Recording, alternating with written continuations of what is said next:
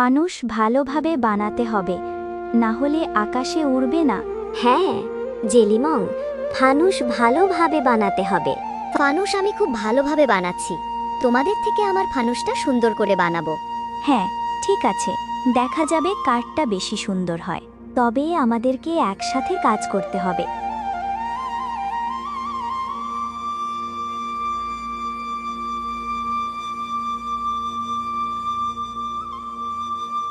কি তোমাদের ফানুস বানানো হলো?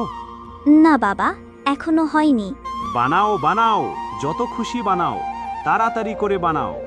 আগামীকাল যে পূর্ণিমা, তবে হ্যাঁ, ফানুস যেন আকাশে ওড়ে। ঠিক আছে বাবা। আচ্ছা বাবা, আমরা আকাশে কেন ফানুস ওড়াই? তাহলে শোনো, বুদ্ধ যখন তার গৃহত্যাগ করলেন তখন তিনি তার লম্বা চুল কেটে ফেললেন। সেই চুলগুলো আকাশে উড়ে গেল, আর দেবরাজ ইন্দ্র সেই চুলগুলোকে গ্রহণ করলেন। তিনি সেই চুলগুলোকে একটি মণি মুক্তাখচিত সোনার পাত্রে যত্ন করে রাখলেন। পাত্রটির নাম হল চূলামণি।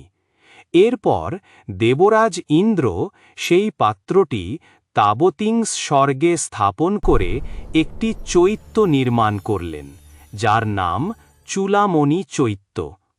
আর সেই চৈত্যটি স্বর্গের দেবতারা নিয়মিতভাবে পূজা করেন। আর তাই আমরা মানুষরাও সেই চূলামণি চৈত্যে বাতি পূজা করার জন্য ফানুস আকাশে উড়াই। এইবার বুঝতে পেরেছ ফানুস আকাশে কেন ওড়ায়? হ্যাঁ বাবা, বুঝতে পেরেছি। ঠিক আছে, ফানুস বানাতে থাকো তোমরা। আমার কাজ আছে, আমি গেলাম। আর হ্যাঁ, ফানুস যেন আকাশে ওড়ে।